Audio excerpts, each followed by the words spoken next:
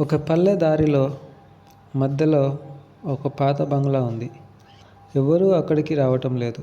ఎందుకంటే ఆ ఇంట్లో ఏదో రహస్యం ఉందని అందరూ చెబుతారు. ఒకరోజు రాత్రి సాహసంగా ఓ యువకుడు అర్జున్ ఆ ఇంటికి వెళ్ళాలని నిర్ణయించుకున్నాడు. గడియారంలో రాత్రి 11 అవుతుంది. మూసున్న గేటు తడిమి తెరిచి లోపల అడుగుపెట్టాడు.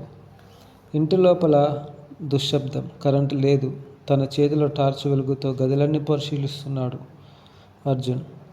అయితే ఒక్కొక్క గది పాత ఫోటోలు, దుమ్ము పట్టిన ఫర్నిచర్, విరిగిన అద్దాలతో.